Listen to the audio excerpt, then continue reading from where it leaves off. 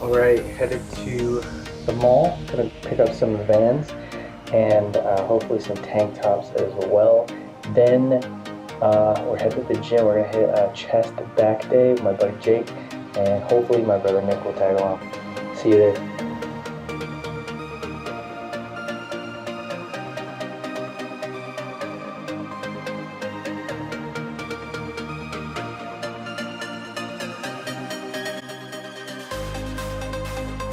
What up? Uncomfortable. Oh, uncomfortable.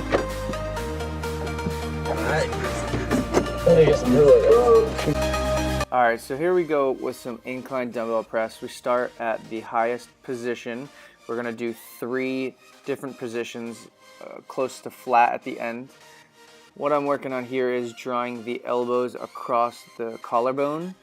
I'm looking blankly at the ceiling because I'm not focused on pressing the weight up as much as I am drawing those elbows together, getting that pinch in the chest, work on that mind muscle.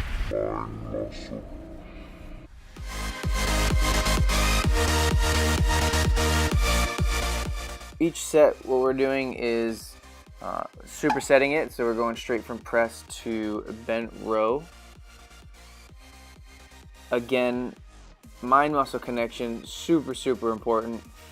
We keep the weight light, and what we're doing is drawing the shoulder blades together and keeping the bar close to the body so we can put the lats in the back pocket.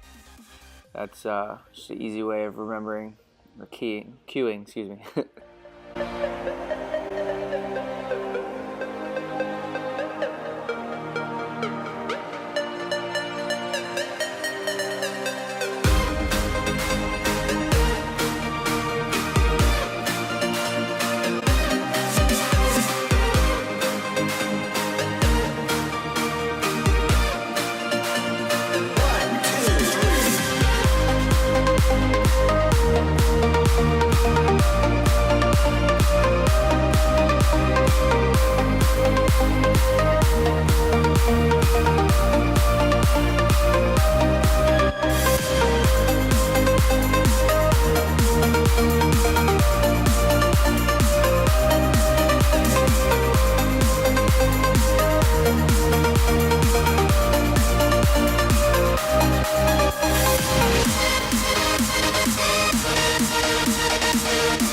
This is the W fly. It's a corrective exercise, and it's one of the most effective ways to get huge traps.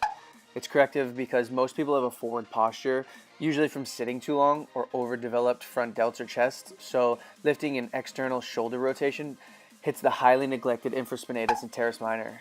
It's effective for huge traps because both the middle traps and rhomboids act in retracting and bringing the shoulder blades together.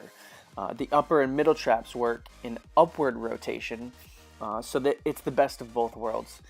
The rhomboids are the muscles that sit underneath the traps, so building these will instantly make your mid and upper back look thicker. The rotator cuff muscles are under the deltoid, so training these will amount to the same effect. So what we're doing here is just downward rotation, which is the scapula being retracted by the rhomboids, again thickening the back, as well as we're trying to fly outward so that we're hitting rear delts as well.